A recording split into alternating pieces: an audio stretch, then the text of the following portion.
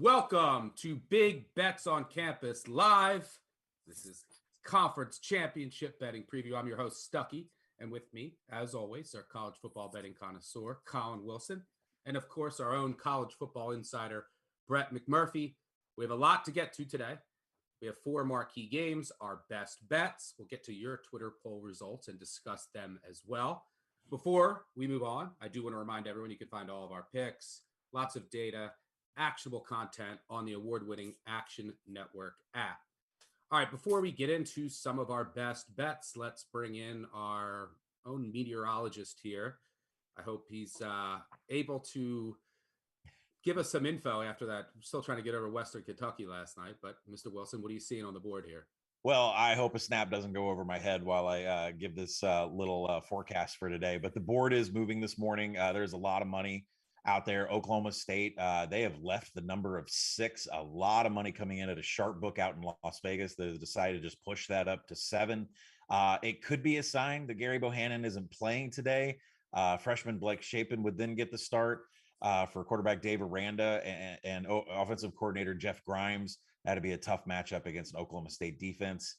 And then when you look at Louisiana with their head coach 1 foot out the door on his way to Florida, they're actually taking in a lot of money this morning that's pushed the 3 down to 2.5.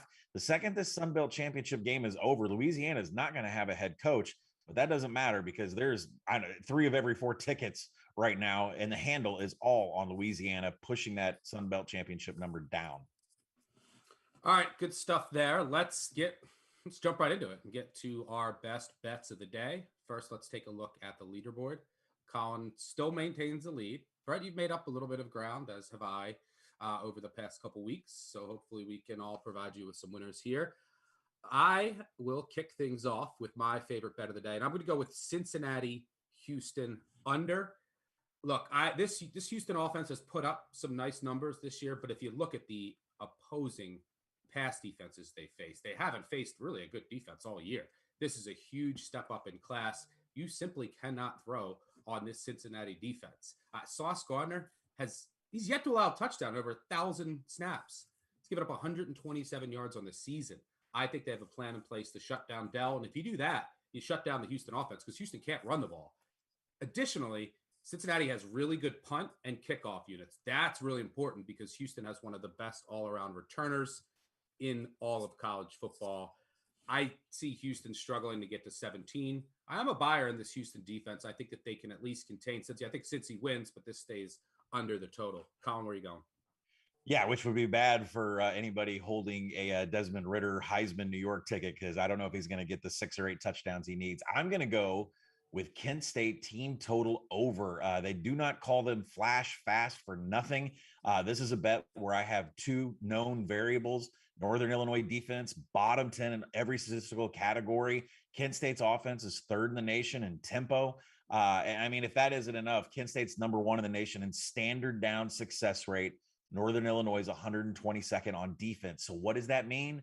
1st and 10, 2nd and 7. Kent State might get a first down every single time. These teams played each other back on November 3rd. Kent held a comfortable lead. They scored over 50 points. I think what's really interesting about this matchup for the MAC championship is that Northern Illinois is an extremely slow team, but when they were down by more than 20 points in the 4th quarter, they scored 3 touchdowns under 6 minutes and 28 plays. All of a sudden, they found some sort of tempo offense and got back in the game. I don't really want to mess with a Jekyll and Hyde Northern Illinois offense. I don't know what I'm going to get. They've been lucky. Rabbit's foot. You listen to the podcast, us talking about it all year. What I do know is that Kent State's offense is one of the best in the nation, and Northern Illinois' defense is one of the worst. So I'm going to take Kent State on the team total over. Yep, let's go Kent State. Brett, where are you going? I'm going with Baylor, Stuck. I will give you my reasons when we get to the Baylor-Oklahoma State breakdown in a little bit. All right, well, a professional segue. Let's get to that game and start with our first marquee game of the day. We're talking the Big 12 championship between Baylor and Oklahoma State. Oklahoma State is a 6.5-ish point favorite. Consensus total sitting around 45.5, 46. Both of these teams seeking their first ever victory in the Big 12 championship game. Collin, start us off here. Where are you going? I'm going to take the under on this game. I mean, this is a hangover spot for Oklahoma State. And you say, well, you can't have a hangover going into a championship game. You can if you're Oklahoma State. You have a very long history of losing in Bedlam. Not only did you beat Oklahoma, they don't have a coach, and half their team is transferring out the door, and they've lost all their recruits. So if you're in Stillwater, you've been partying for an entire week. But, now they're going to go to the championship game, and the Cowboys, they're going to be flat, I think, for a while before they wake up and get something going. But let's not forget that Spencer Sanders has seen Dave Aranda's defense twice in the last year. And in those two times against the 3-3-5 defense, he's thrown 5 interceptions. So it's not been good for the Oklahoma State offense trying to figure out how to get around Dave Aranda's defense. As for Baylor, I mean, this is a team that's just running on fumes from an offensive perspective. They averaged less than 26 points over the month of November. And if Gary Bohannon is not going today, we don't have confirmation if he's playing with a hamstring that's kept him out the last couple games. If Bohannon is playing, he may be limited and leaving the pocket. If he's not, they're going to throw it to a freshman, Blake Shapen, which could be a little bit scary for Dave Aranda and his offense. But no matter how you work this Baylor offense, there's just not a lot of points expected out of them. So I'm going to take the under here. Yeah, I agree with you. I'm going to go first half under. I think Aranda will come up with a good scheme here, and it's Oklahoma State defense is excellent. I don't see either Baylor quarterback moving the ball. I don't want to worry about the second half. If Oklahoma State is somehow down, they go tempo again, or if Baylor's trying to chuck it all over the field and turning it over. So I'm going to go with the first half under here. Brett, you mentioned that you're going with Baylor as your best bet. Is this simply another emotional hedge as an alum? Stuck. I'm insulted you would even suggest that. Look, this is Baylor's game, 100%. Like Collin said, Oklahoma State's still partying from winning Bedlam last week. Look, I just regained consciousness about 20 minutes ago. I can imagine what it's been like in Stillwater all week. Yeah, Baylor does have some questions, some uncertainty at quarterback, but they've actually been in this spot 2 years ago. They played in the 2019 Big 12 title game. So there is some familiarity with this and some experience on what to expect. For Oklahoma State, the Cowboys had never been in a Big 12 title game. Now you add that with the pressure of knowing that basically if you win this game, you should be in the college football playoff. Will that impact Gundy's play calling? We'll have to find out. Historically, Gundy gets conservative the bigger the game is. We'll have to see if that happens today. Look, the Oklahoma State has no shot at all.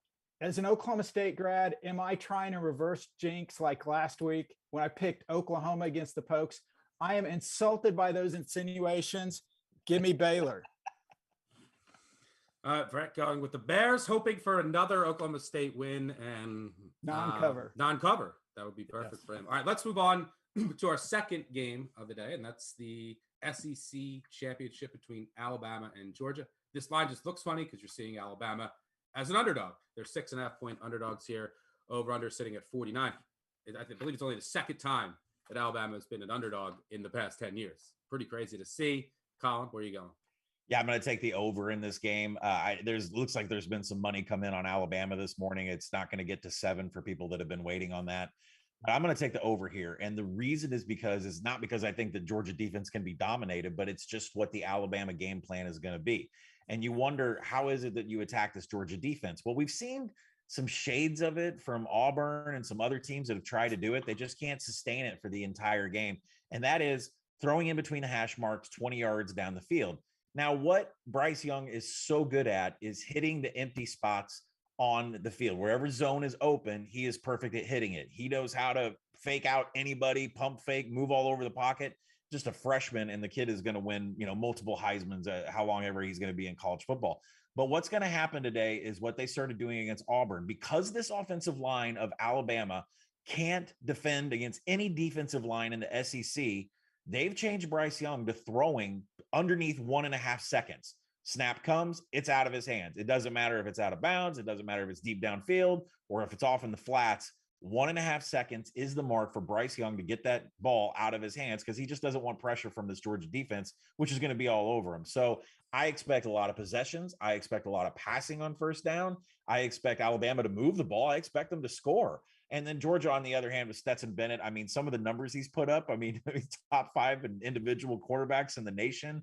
I also believe if you're going to attack the Alabama defense, you're going to do everything you can to stay away from Will Anderson, which means you're going to go over the top and pass the ball. I think offensive coordinator Todd Monken's been holding that back. It's some little bit of up tempo going on. I think this game goes over. Yeah, I agree with you. There's a look, you put all of these athletes on a fast track in the SEC championship, you're going to get some explosive plays. There's a reason the SEC championship game the over has gone 11-4 over the past 15 years.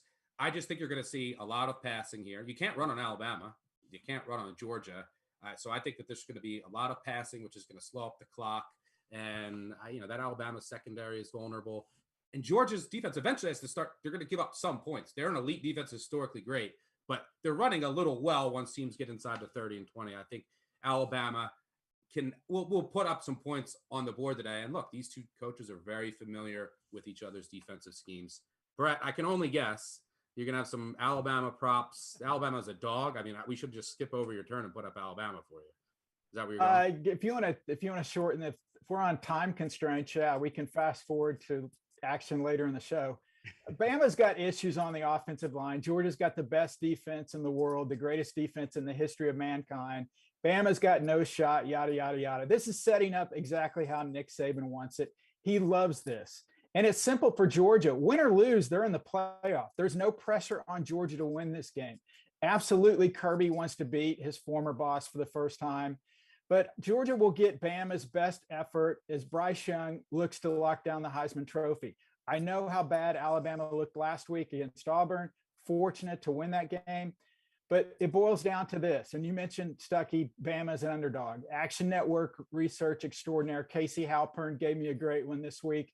Since 2008, basically that's Saban's second year throughout his first year, this will be only the 6th time in 193 games at Alabama that Saban has been an underdog. The previous 5 games, Alabama won 4 of those outright. I'm getting almost a touchdown. I'll take Bama plus the 6.5 or 7. Your emotional hedge with Oklahoma State, going with Alabama. You are so predictable. But let's move on to, let's take a halftime break. We'll move on to our Twitter poll question of the day. And that was, which potential number 4 seed could give Georgia the biggest potential problem? It looks like you guys went with Oklahoma State, 47%. One of the answers that wasn't in the poll, I'm going to say Alabama. And it's very unlikely that this happens, but the worst thing that could ever happen to Georgia is if they win a close game and then you say Oklahoma State loses, Cincy, Michigan win, and the committee says we're putting Alabama at the 4 seed, and then Georgia has to play Alabama on back-to-back games. I don't know if they would do that, but Brett, you've told me that the committee doesn't try to avoid rematches. They just see them how they should be seeded. That would be a nightmare matchup. If Georgia wins a close one, has to play Alabama again. Collin, how about you? Who do you think would give Georgia the biggest potential problem? I was actually really surprised by this poll result because it came out to the same result that I had, which was Oklahoma State. And I mean, I went through every team, and when you're going to play Georgia, it comes down to who has a decent offensive line to keep the pass rush off of their quarterback and which quarterback can throw downfield and maybe have a little scoot if they got to get outside the pocket. Cincinnati's 82nd in pass blocking, so I can't take them. Michigan's 80th in standard downs explosiveness. I mean, they're going to try to run the ball against Georgia. That's not going to work either. Oklahoma State's outside the top 100 in rushing success rate. They can't even run the ball. And Alabama is 70th in havoc allowed. But if I wrap back around to Oklahoma State, that's the best offensive line of this group. They are top 25 in pass blocking. Spencer Sanders has the mobility to get around the pocket, and they have burners at wide receiver out on the corner. And so I think that Oklahoma State would present the best challenge against the Georgia defense. And it's a team that I would actually take to cover the big point spread. Brett, how about you? Yeah, Stuck. Sorry, I agree with you. If somehow Bama and Georgia met up again, I mean, that would be the all-time worst scenario for Kirby Smart. You finally beat Nick Saban for the first time in your career. Now you have to beat him twice in the same month to get to the college football playoff. That would be a nightmare scenario for Georgia if that happened. But I do think Alabama would give them the toughest test if they do get a second go-around. Yeah, if Georgia puts Alabama to bed, they will be significant favorites in every game the rest of the way. Some would argue this is part of the national championship this weekend for Georgia. All right, let's move on to our third marquee game of the day, and let's talk the ACC championship between Wake Forest and Pitt. Pitt right around a 3.5 point favorite, total sitting around 71. Wake Forest trying to win their first ACC championship game since, I believe, 2006, when they won 9-6 over Georgia Tech. I can promise you there'll be more points scored in this game. Collin, where are you going here? Yeah, I haven't taken under in this game. The number is just way too high, and that's it's kind of a tough sell with two teams that are top 20 in tempo in the nation. It's a number that I make at 66. I was texting with an odds maker this morning. He makes it 69, but they can't lower it to that number, else they'll be overexposed on some over tickets. So I mean, I think the house kind of needs an under going on here too. But that's, I mean, not really the reason that I've taken it. It is an inflated number, but Pitt is still a defense that's 13th in defensive havoc. They're top 10 in line yards. So if Wake Forest is going to try to run the ball, it's just not going to happen against Pitt. If Wake Forest is careless with the ball, if they have anything go wrong with this offense, like bad snaps or fumbles or anything, Pitt's going to be there to pounce. The Demon Deacons are outside the top 50 in rushing the ball, and they have had some havoc allowed issues on the offensive side. And the Wake defense, I mean, it's nothing to rave about, but the Pitt offense is bottom 15 in the nation in rush explosiveness. It's all the Kenny Pickett passing show. And I think that kind of plays into what Wake does a little bit better, which is they defend the pass a little bit better than they defend the rush. I think 70 up in the 70s is just too high. I'd play it all the way down to 69. I'm going to go with a prop here. And Jacory Roberson, for Wake Forest, his receiver, one of the best in the country at over 1,000 yards. He lined up in the slot over 80% of the time this year. I like his, over 74.5 at FanDuel receiving yards.